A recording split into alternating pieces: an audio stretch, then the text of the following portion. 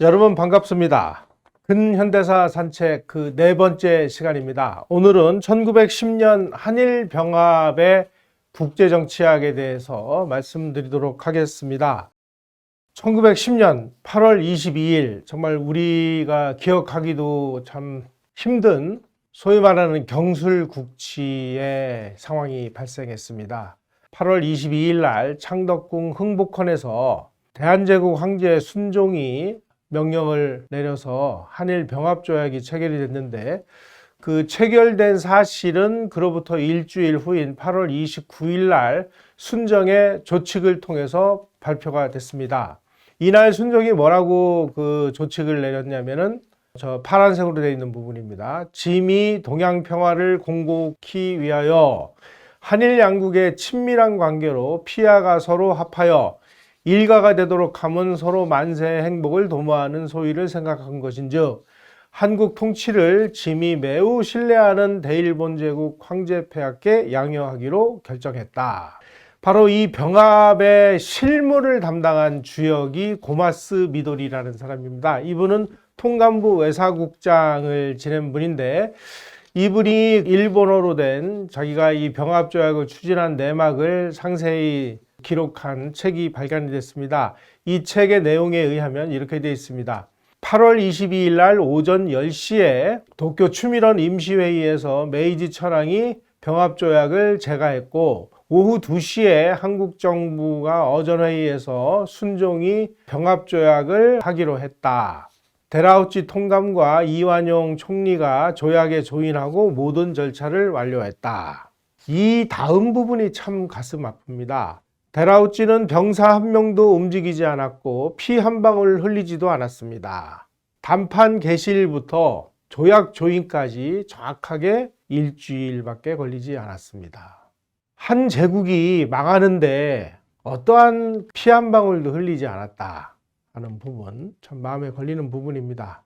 이러한 상황을 놓고 청나라의 개화지식인인 양치차오, 우리말로 하면 양계초죠. 이 양치차오라는 사람이 뭐라고 한탄을 했냐면, 대한제국 멸망은 일본을 탓할 필요 없다. 조선 너희들 때문에 망한 거 아니냐. 아주 이렇게 신랄하게 기록을 남겼습니다. 이렇게 기록을 남겼습니다. 나는 조선의 멸망을 보며 춥지도 않은데 전율을 느낀다. 조선을 망하게 한 것은 조선이지 일본이 아니며, 무릇 조선 사람들은 망하는 것을 스스로 즐겼으니 무엇을 가엾게 여기겠는가. 바로 망국의 원인은 조선인 당신들에게 있다 하는 것을 아주 적나라한 필치로 기록으로 남겼습니다. 바로 이 시리즈에서 제가 첫 번째 시간에 말씀드린 망국의 원인이 무슨 남의 탓이고 외세 탓이고 남 탓을 하는데, 사실은 내 탓이다, 우리 탓이다 하는 내 탓 사관으로 우리 근대사를 보자 하고 제가 말씀드린 그런 관점하고 상당히 비슷한 주장을 한 게 아닌가 하는 생각이 드네요. 조선 패망의 원인을 분석을 해보면 여러 갈래가 있습니다만은 크게 나눠가지고 이완용이 나라를 팔아먹었다라고 하는 이완용 매국론이 있고, 그 다음에 주자성리학 유교가 나라를 망쳤다고 하는 유교 망국론이 또 있습니다. 또 한편에서는 당쟁이 나라를 망쳤다 하는 당국 망쟁론, 이런 것들이 아주 다양하게 그 논의가 되고 있어요. 하지만 중요한 것은 인구 2천만에 가까운 제국이, 대한제국도 이제 스스로 제국을 선포했으니까 제국이라고 우리가 인정을 해줘야 되겠죠. 그러한 제국이, 그것도 인구 2천만에 가까운 제국이 전쟁이 아닌 조약에 의해서 주권을 상실한 사례는 인류 역사에서 그야말로 정말 예외 중에 예외의 사례였습니다.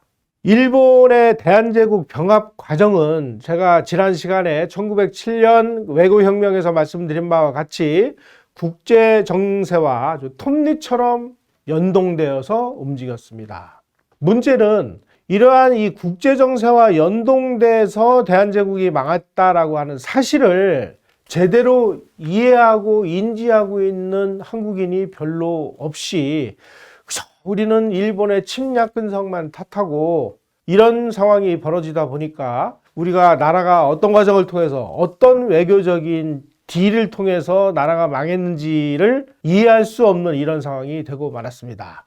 오늘은 그렇다면 1910년에 이 대한제국이 어떤 과정을 거쳐서 만국으로 이르렀는지 그 외교적인 비사를 소개시켜 드리도록 하겠습니다.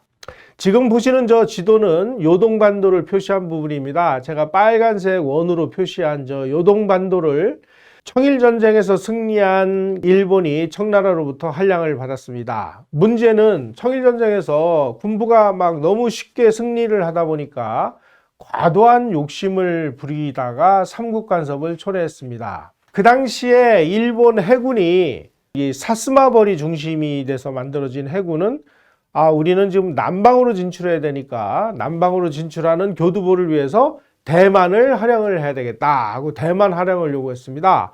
그러자 이번에는 조슈버리 중심이 된 육군이 우리는 북방으로 진출해야 돼. 북방으로 진출하려면은 그 진출에 대한 교두보가 있어야 되는데 그 교두보가 요동반도야. 그러니까 요동반도도 반드시 우리가 할양을 받아야 돼. 이렇게 주장하면서 요구가 걷잡을 수 없이 커지는 와중에 러시아로부터 되치기를 당해서 결국 삼국 간섭이 일어나가지고 요동반도를 다시 반환하지 않으면 안 되는 이 국가적인 치욕을 경험하게 됐습니다. 이 상황을 우리가 정리해보면 군대가 피 흘려서 쟁취한 전리품을 외교전에서 허망하게 패해가지고 반납한 사례가 되겠죠. 자, 그 당시에 이 일본은 이 요동반도를 반환하는 이 국가적인 치욕을 경험하면서 이게 한국을 병합하기 위해서는 구미 열강들의 지지와 협조와 동의가 없이는 절대로 불가능하구나. 자칫 잘못하다가 이거 큰일 나는구나 하고 이런 사실을 적나라하게 깨닫고 극도로 몸조심을 하기 시작했습니다. 일본이 1905년에 대한제국의 외교권을 탈취한 을사보호조약은 포츠머스 강화조약의 부산물이었습니다. 그리고 1907년에 고종이 강제 퇴위를 당하고 그리고 정미 7조약이라는 걸 맺어가지고 내정권까지, 그러니까 을사보호조약에 의해서는 외교권을 이제 빼앗겼는데 1907년에 정미 7조약을 통해 가지고 내정권마저 일본에게 내주게 된 것은 바로 지난 시간에 말씀드린 1907년 외교혁명의 결과물이었습니다. 1907년에 열강들 간에 이 이합집산이 이루어지면서 그야말로 그동안의 앙숙관계였던 영국과 러시아, 프랑스가 한편이 되고 거기에 영국이 영일동맹을 맺은 일본까지 포함을 시켜서 영국, 러시아, 프랑스, 일본의 4개국 협조 체제가 형성이 되면서 근 한 세기 동안 지속돼 왔었던 영국과 러시아의 그레이트 게임이라는 이 대립 구도가 완전히 없어져 버리고 영국이 독일을 포위를 함으로써 영국과 독일의 대결로 세계 질서가 격렬하게 재편이 됐습니다. 그 틈을 이용해서 일본이 대한제국의 병합을 단행한 것이죠. 일본은 아주 열강과 은밀한 외교거래를 통해서 각종 안전판을 마련했습니다. 따라서 병합을 해도 열강의 간섭이 없을 것이라는 확신하에 대한제국의 병합을 추진했습니다. 1907년 외교혁명을 통해 가지고 열강이 영국을 중심으로 독일을 포위하는 구도가 만들어지고 그러면서 독일이 아주 세계 정세 요동의 핵심으로 떠올랐습니다. 자, 이로 인해서 그 영국이 러시아, 프랑스, 일본을 동원해가지고 독일을 포위하면서 러시아하고 프랑스, 일본에게 뭔가 독일을 포위를 하기 위한 반대급부를 제공하는 그 와중에 대한제국이 일본에게 통째로 합병을 당했다라고 하는 그런 의미가 되겠습니다. 우선 영국의 입장을 한번 보겠습니다. 대한제국의 병합에 대해서 영국은 제2차 영일동맹, 제2차 영일동맹이 1905년 포츠머스 강화조약이 체결되기 몇 개월 전에 체결된 제2차 영일동맹을 통해서 일본 너희들이 이 러일전쟁에서 러시아를 꺾었으니까 거기에 대한 대가로 대한제국을 너희들이 관리를 해라. 그래서 영국은 일본의 대한제국 병합에 대해서 어느 정도 묵시적으로 묵인하기로 했습니다.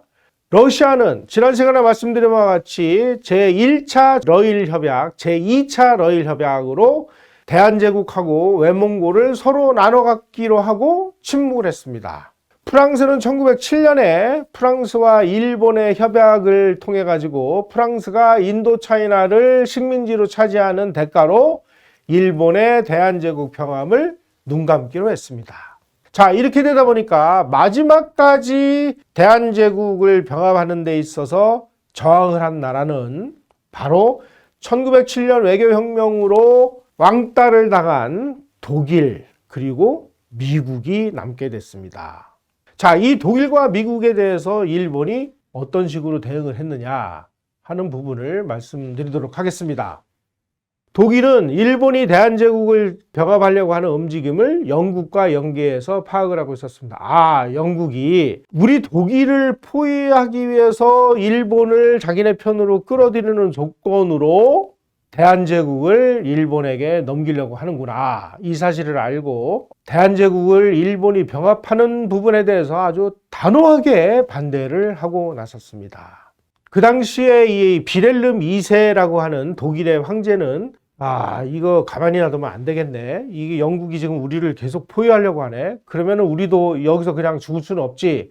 지금 영국이 세계 패권은 전부 해군력, 해양력을 통해서 세계 패권을 잡고 있으니까 영국의 이 해양 패권에 도전하기 위해서 우리는 배를 만들자, 군함을 만들자, 태평양 함대를 증강하자. 뭐 이런 식으로 이제 아주 대대적으로 건함 경쟁에 나서기 시작을 했습니다. 여러분, 여기서 우리가 중요하게 봐야 될 부분은 독일이 대한제국이 뭐가 이뻐가지고 대한제국을 지켜주기 위해서 독일이 왜 반대를 하고 나섰겠어요? 한마디로 말씀드리면 독일은 자기네들의 국익을 위해서 대한제국의 병합을 반대한 것이지 대한제국의 독립을 위해서 반대한 것은 아니었습니다. 독일은 그 청일전쟁, 러일전쟁으로 인해서 열강이 각축장이 된 것이 황해였습니다. 이 황해를 중심으로 강대국 간의 세력 균형을 통해 가지고 뭔가 대외 정책을 우리도 안정시키자 이렇게 생각을 하고 있었는데 이 와중에 러일 전쟁에서 영국이 열심히 밀어준 일본이 승리를 함으로 인해서 동아시아에 일본이라는 새로운 강자가 떠오르면서 황해를 중심으로 세력 균형을 이루려고 했던 이 독일의 정책이 와르르 붕괴되기 시작을 했습니다. 일본이 대한제국을 병합해서 동아시아의 이 강자로 등장을 하면 지금 이 독일은 산동반도 일대, 지금으로 치면 칭다오 일대, 여기를 그 조차지로 정하고 여기를 기점으로 해서 태평양 함대도 지금 갖다 놓고 있는 이 독일의 안보, 독일의 이권 이런 것들이 심각한 도전을 받게 되니까 어떻게 하든지 이런 현상을 깨야 될 상황이 됐습니다. 저 오른쪽에 보시는 저 어마무시한 군함이 이 독일 제국이 만든 전함인데 비렐름 2세는 영국의 이 해양 패권에 도전하기 위해서 우리는 발달된 그 공업을 바탕으로 해가지고 배를 만들자. 저는 아주 어마어마한 이 전함들을 만들어 가지고 영국에 도전하고 나섰습니다. 영국은 독일의 이 건함 도전을 맞서기 위해서 드레드노트급 전함이라고 하는 그 당시 과학기술로는 불침 전함이라고 하는 이 드레드노트급 전함까지 등장을 해가지고 열심히 건함 경쟁을 했습니다만은 독일도 만만치 않게 지금 치고 나오다 보니까 이러다가 우리가 이 독일에게 당하는 거 아니냐 이런 그 위기의식을 느끼게 됐습니다. 그래가지고 동아시아 일대에다가 배치를 해놨던 해군력을 전부 유럽 쪽으로 돌려가지고 독일을 견제하기 위해서 동아시아의 해군력을 유럽으로 빼돌리기 시작했습니다. 그 빈 공백을 자기네들의 동맹국인 일본 해군을 통해 가지고 균형을 이루자. 이런 식으로 이제 일본에게 동아시아의 독일을 견제하는 임무를 맡겼습니다. 그래가지고 이제 유럽 쪽으로 그 배치된 이 군함을 통해 가지고 독일을 압박을 하기 시작했습니다. 자, 1909년 2월 5일 날 주한 독일 총영사인 벤트 슈흐는 본국 정부에 일본이 지금 대한제국의 병합을 추진하려고 한다라고 하는 그 특급 비밀 정보를 보고를 했습니다. 그 이후에 이제 서울 도쿄 주재 독일 공간에서 연이어서 일본이 대한제국을 병합하려고 하는 구체적인 정보와 보고서들이 계속 베를린에 보고가 되기 시작했습니다. 일본은 1910년 8월 이전에 8월 22일 날 경술 국치 따르는 이제 병합조약을 체결했습니다만 그 8월 이전에 대한제국의 병합을 기정사실화했습니다. 단지 이제 어떻게 병합을 할 것이냐, 뭐 무력으로 뺐을 것이냐, 아니면 뭐 조약 체결 방식으로 할 것이냐. 그다음 무력은 좀 그 문제가 있고 그러니까 조약을 체결하는 형식으로 주권을 탈취한다라고 하는 형식적 절차만 남겨둔 상황이었기 때문에 여러 가지 정보가 이제 독일 정부에 보고가 되기 시작했습니다. 1910년 8월 27일 날 독일 제국의 외교부 장관인 키더를렌 베이터라는 사람이 독일 총리에게 일본이 대한제국을 강제 병합하는 것은 부당합니다 라고 하는 그 보고서를 제출했습니다. 이 보고서가 독일 황제 빌헬름 2세에게까지 보고가 돼가지고 빌헬름 2세가 이 문서를 읽고 서명을 했습니다. 자, 그렇다면은 독일 정부는 그럼 어떻게 할 거냐? 그렇다고 우리가 일본을 뭐 무력으로 제재를 할 수도 없고 또 뭐 정치적으로 강경 대응을 하자니 부담스럽고 그러니까 우리는 1883년에 체결한 조독 수호 통상조약에 따라 가지고 대한제국에서 영사재판권과 수교권을 계속 유지하는 간접 압력 방식이 최선이겠다라고 검토를 했습니다. 바로 이러한 내용을 검토를 한 문제 보고서를 독일 외부성 문서고에서 발견한 사람이 명지대학교의 정상수 교수입니다. 정상수 교수는 이 문서를 보고 나서 이런 내용으로 분석을 했습니다. 독일이 대한제국에서 영사재판권을 유지하려고 했던 것은 일본이 대한제국을 병합하는 것을 인정할 수 없다. 우리는 대한제국의 존속을 계속 인정하겠다라고 하는 외교적인 선언이었다라고 이렇게 해석을 합니다. 실제로 독일은 1914년 제1차 세계대전이 발발해서 일본하고 국교가 단절할 때까지, 다시 말씀드리면 1914년에 제1차 세계대전이 일어나가지고 영국이 독일에게 선전포고를 하니까 일본도 영국하고 동맹을 맺었기 때문에 비슷한 시기에 일본은 독일에게 선전포고를 하면서 자연스럽게 1914년에 국교가 단절됐습니다. 바로 그때까지 한국에서 독일은 영사재판권과 수교권을 계속 유지하고 있었습니다. 다시 말씀드리면 열강 중에서 독일만 끝까지 대한제국의 일본 병합을 인정하지 않고 반대했다는 뜻입니다. 1910년 8월 24일 날 주독 일본 대사관은 독일 외교부에다가 우리가 8월 22일 날 한일 병합조약을 체결했다라고 하는 사실을 통보를 했습니다. 그 정식 통보를 받고 8월 27일 날 독일 외교부 장관인 키더를렌 베이터는 우리가 내용을 검토한 결과 한일 병합의 정치적인 결함을 발견하기는 사실 쉽지 않다. 따라서 우리가 직접 공세를 자제하되 아까 말씀드린 대로 영사재판권과 수교권을 유지하는 방식으로 간접적으로 한일 병합에 반대하기로 결정을 했습니다. 자, 이것을 위해서 우리하고 같은 입장을 표명할 수 있는 그런 나라를 지지를 얻기 위해서 이제 러시아, 프랑스 뭐 이런 나라들하고 이제 접촉을 했는데 어떤 면에서 보면 이것이 바로 독일이 주도한 독일판 삼국 간섭 이렇게 우리가 이야기할 수도 있겠습니다. 과연 독일이 주도한 삼국 간섭은 그러면은 성공을 했느냐 실패를 했느냐 하는 부분을 살펴볼 차례입니다. 독일 황제인 빌헬름 2세는 일본이 그 대한제국을 병합했다고 하니까 아주 강력하게 나왔습니다. 아니 누구 맘대로 대한제국을 병합해? 우리는 그거 인정할 수 없어. 하지만 우리가 그것을 인정할 수 없다는 것을 물리적으로 표현하기 위해서는 전쟁을 해야 되는데 우리가 굳이 일본의 이 문제를 가지고 전쟁까지 할 필요는 없고 외교적으로 영사재판권을 유지하는 걸로 일본을 엿먹이는 거죠. 자, 이러한 우리들의 입장에 동조해 줄 나라가 누굴까? 미국이 영국과 러시아, 프랑스, 일본이 한편이 돼서 독일을 포위하는 전략에서 왕따 당한 나라가 독일과 미국이라고 제가 아까 말씀을 드렸는데, 자, 러시아는 한번 볼까요? 러시아는 일본하고 1907년, 1910년에 만주를 분할하고 외몽고를 소련에 갖고 그 조건으로 대한제국은 일본 니네가 병합을 해라. 이렇게 인정했기 때문에 러시아는 교섭 대상에서 제외가 됐습니다. 미국은 처음에는 우리도 지금 영국과 일본으로부터 우리가 왕따를 당해서 기분이 나쁘니까 우리도 독일 제안에 한번 동조를 할까? 그랬는데 그거보다는 우리가 영국하고 뭔가 손을 잡고 새로운 태평양 질서를 만드는 게 우리에게 훨씬 유리할 것 같다. 그러기 위해서는 영국의 동맹국인 일본하고도 뭔가 타협을 해야 되겠다. 일본하고 타협을 하기 위해서 비밀 접촉을 해가지고 1908년에 루트 다카이라 협정이라는 것을 체결합니다. 그로 인해서 태프트 대통령의 전임자였던 시오도어 루스벨트 대통령 시절에 일본하고 미국이 전쟁 일보 직전까지 갔던 이런 상황이 이제 평화적으로 해결을 할 수 있는 실마리를 찾게 됐습니다.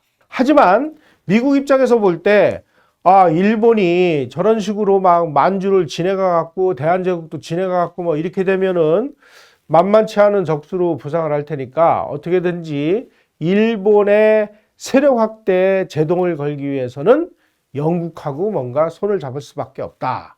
이런 판단을 하게 됐습니다. 자, 이런 식으로 해서 독일이 주도한 제2차 삼국 간섭은 영국의 방해로 인해서 뜻을 이루지 못했습니다. 영국은 아주 독일을 보란 듯이 1911년 2월에 대한제국에 대한 영사재판권을 포기를 했습니다. 이것은 명백하게 우리는 일본이 대한제국을 병합하는 것을 문제 삼지 않겠다.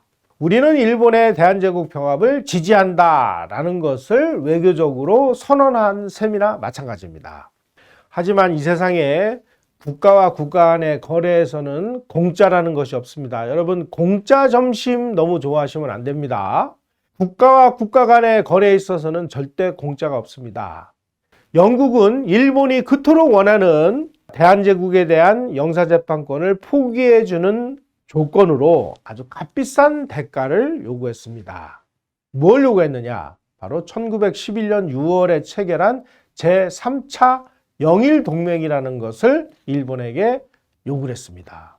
제3차 영일동맹이 도대체 무슨 내용이기에 대한제국의 이 주권과 바꿀 만한 그런 가치가 있는 것일까? 자, 제2차 영일동맹은 1905년에 이 일본이 러시아를 한참 무찌르고 있던 그 무렵에 체결을 했습니다. 그 당시에 일본은 동아시아에서 가상적으로 등장을 한 미국에 아주 신경을 곤두세우고 있었습니다.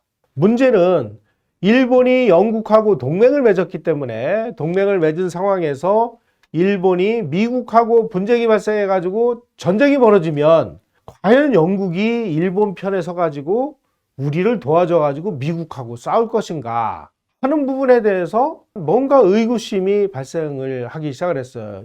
때문에 일본은 1911년 2월에 영국이 제3차 영일동맹을 체결하자고 할 때 영일동맹을 보류했습니다. 그런 상황에서 태프트 미국 대통령이 이거 우리가 영국을 우리 편으로 만들기 위해서는 이 영국과 일본의 동맹을 어떻게든지 이간을 시켜야 되겠구나 이런 생각을 해가지고 영국하고 비밀리에 중재조약을 추진했습니다. 영국 입장에서 볼 때 만약에 일본하고 미국이 태평양에서 전쟁을 벌이는데 영국과 일본은 동맹을 맺었기 때문에 영국은 좋으나 싫으나 자칫 잘못하면 일본 편에 서가지고 미국하고 전쟁을 벌일 수도 있는 이런 위험을 피해야만 됐습니다. 피하기 위해서는 어떻게 해야 되느냐? 바로 영일동맹을 바꿔야 되는 문제가 발생한 것입니다. 그래서 제3차 영일동맹 내용 중에 이런 부분이 추가가 됐습니다. 일본이 미국과 전쟁을 하더라도 영국은 일본 편에 가담하지 않는다라는 조항을 삽입하는 데 성공을 합니다. 바로 이 조항. 야, 일본 너희들이 미국하고 태평양에서 전쟁이 벌어지면 니네들끼리 싸워. 나는 일본 편에 서가지고 미국에 전쟁을 하고 싶지 않아. 이거를 인정을 해. 이게 3차 영일동맹인데 그 3차 영일동맹을 너희가 이걸 체결해주면 우리가 대한제국에서 우리가 가지고 있는 영사재판권을 포기해 줄게. 이 조건으로 서로 거래를 했다는 뜻이죠. 자, 이렇게 영국이 3차 영일동맹에서 미국과 일본이 전쟁이 벌어지면 영국은 관여하지 않겠다라고 하는 그 대가를 요구하니까 일본도 오케이. 그러면 우리도 한국 병합에 대한 너희들의 확고한 입장을 얘기해 줘. 그래가지고 영국은 대한제국에서의 영사재판권을 포기를 해줍니다. 바로 이 제3차 영일동맹 조약으로 인해서 외교협상 의제로서의 한국 문제는 공식적으로 소멸합니다. 이후 수십 년 동안 바로 1943년 카이로 선언에서 미국과 영국이 지금 조선이 일본의 식민지이기 때문에 이제 우리가 일본을 무찌르고 난 다음에 조선을 독립시켜 줄게 라고 하는 그 선언이 나오기 이전까지 수십 년 동안 이 동아시아 외교협상 무대에서 한국 문제는 자취를 감췄습니다. 제3차 영일동맹을 체결한 지 20일 후인 1911년 8월 3일 날 영국은 미국과 중재조약을 체결을 합니다. 제3차 영일동맹 그리고 영미 중재조약 이것이 가지는 역사적인 의미는 지금까지 영국은 일본과 손을 잡고 영일동맹을 맺어가지고 세계 질서를 수호하는 데 앞장에 섰다면 이제부터는 일본하고 손을 끊고 이번에는 미국과 손을 잡고 미국과 협조 관계를 통해서 세계 질서를 우리가 이끌겠다. 이런 선언이나 마찬가지였습니다. 이처럼 영국과 미국이 결속을 하는 새로운 이 외교 체제가 만들어지면서 영일동맹은 크게 퇴조를 하고 그리고 일본은 그야말로 세계사의 주류에서 이제 점차 밀려나기 시작을 합니다. 그러한 초조감이 결국 나중에 태평양 전쟁까지 일본이 향하는 그런 원인이 되기도 하죠. 영국은 제3차 영일동맹을 통해 가지고 미국과 일본이 전쟁이 일어날 경우에 자기네들이 참전해야 되는 그런 부담에서 탈피를 했고 그리고 아주 지금 유럽에서 점증하는 독일의 위협에 맞서기 위해서 일본을 끌어들여 가지고 프랑스를 끌어들이고 러시아를 끌어들여 가지고 독일을 포위하는 견제책을 마련하는 데도 성공을 했습니다. 영국은 이렇게 해서 독일 포위 전략에 성공을 했을지는 몰라도 일본 입장에서 보면 일본은 영국과 제1, 2차 영일동맹을 맺어가지고 동아시아 강국으로 부상하는 데는 성공했습니다만은 제3차 영일동맹을 통해 가지고 일본의 지위는 영국, 미국의 이 전략에 밀려가지고 주변부로 전락을 하고 말았죠. 자, 그렇다면 이제 프랑스는 어떤 입장이었을까? 프랑스는 1905년에서 1906년 사이에 제1차 모로코 위기가 발생했을 때 독일이 아주 강력하게 저항을 하는 바람에 크게 낭패를 경험했습니다. 따라서 자기네들이 모로코를 계속 지배를 인정받기 위해서 독일하고 타협을 할 수밖에 없었어요. 그래서 처음에는 프랑스도 독일의 입장에 동조를 해가지고 대한제국에서 영사재판권 우리도 한번 생각을 해볼게 이렇게 생각을 했는데 가만히 보니까 프랑스가 독일 편에 들어가지고 이게 입장이 난처한 상황이 벌어질 수도 있는 상황이 됐습니다. 그래서 초기에는 독일 입장을 지지하려고 했는데 제2차 모로코 위기가 발생했어요. 그래가지고 이번에는 프랑스하고 독일이 모로코를 둘러싸고 아주 전쟁 일보 직전까지 가는 이 관계가 크게 악화되면서 우리가 독일의 입장에 동조해야 될 이유가 전혀 없어진 것이죠. 이렇게 되면서 프랑스는 제2차 삼국감사 때에서 이탈을 하면서 1911년 7월에 영국하고 일본이 제3차 영일동맹을 체결한 직후에 프랑스도 일본의 한국 병합을 공식 인정을 하고 우리도 영사재판권을 포기하겠다. 그래서 프랑스도 이탈을 합니다. 그 결과 독일이 주도한 제2차 삼국 간섭 이것은 별다른 힘을 써보지 못하고 붕괴하고 말았습니다. 그렇게 해서 영국과 프랑스와 러시아 그리고 일본이 이제 독일을 포위하고 독일은 여기에 반발하고 하는 과정에서 터진 것이 1914년의 제1차 세계대전입니다.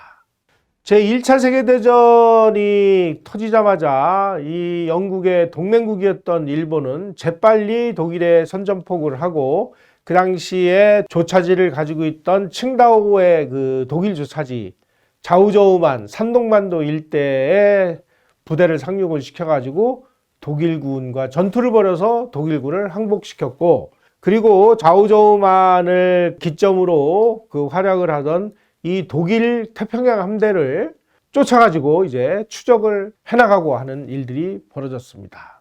바로 이 1914년 제1차 세계대전이 벌어지기 이전까지 독일은 대한제국의 병합을 반대를 하고, 우리는 대한제국의 독립을 인정을 한다. 그리고 우리는 독립을 인정하기 때문에 당연히 영사재판권을 한국에서 유지를 하겠다라는 입장을 가지고 있었습니다. 1914년까지 일본의 대한제국 병합을 반대한 나라는 독일이 유일했다. 이렇게 이해를 하시면 될 것 같습니다.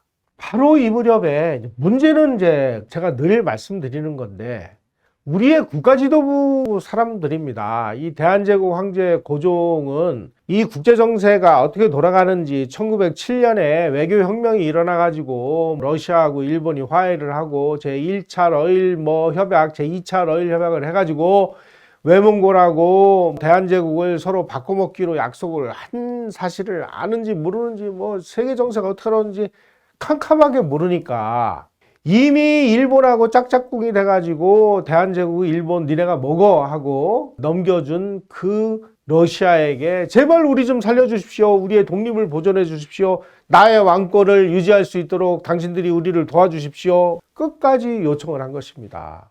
이런 것들이 다 거절되니까 마지막으로 고종은 러시아에다가 이제 나 러시아에 망명할 테니까 나 망명 좀 받아주시오. 이렇게 얘기를 하니까 아니 니콜라이 이사가 뭐가 아쉬워가지고 고종의 망명을 받아주겠어요. 그런데 우리 이 국사학계에서는 고종의 러시아 망명이 대한제국의 독립을 유지하기 위한 숭고한 애국에서 나온 행위였다 이런 식으로 미화 찬양을 하고 있습니다.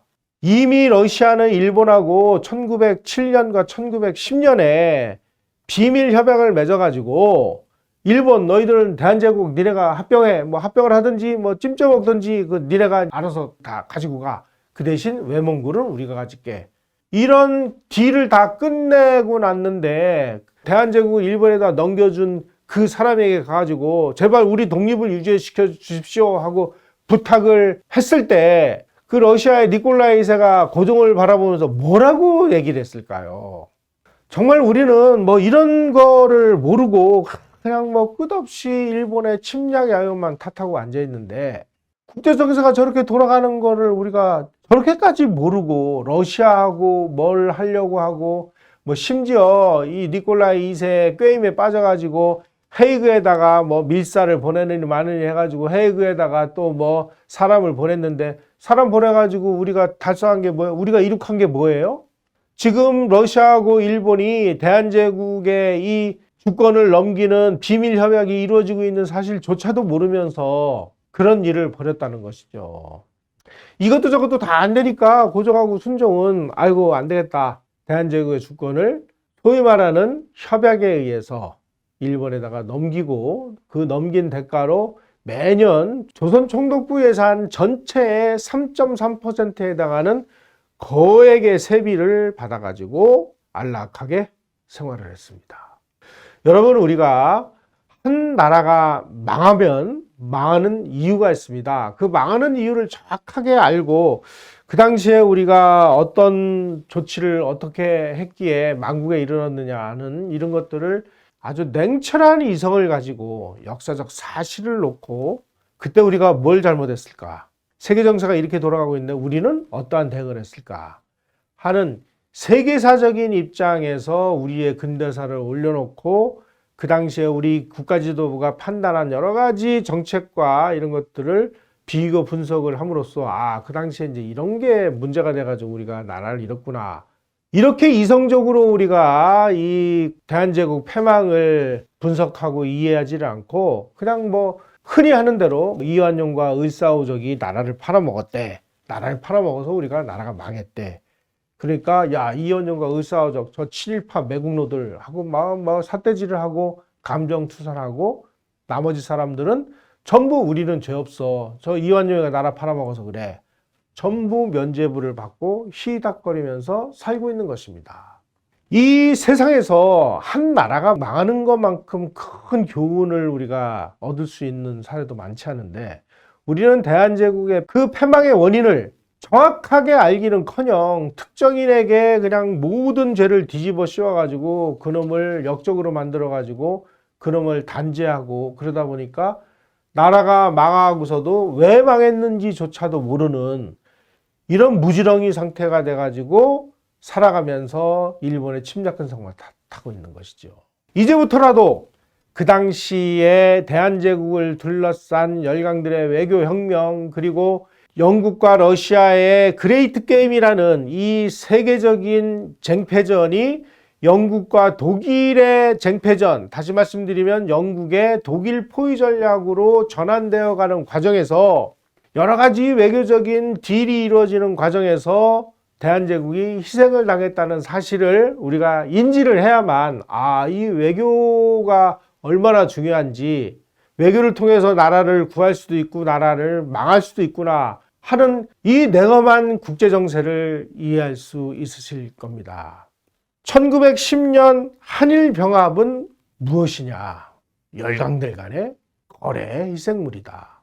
이런 관점을 가지고 우리의 근대사를 다시 한번 이성적으로 성찰해 주시기를 바라면서 오늘 강의 이것으로 마치겠습니다. 고맙습니다.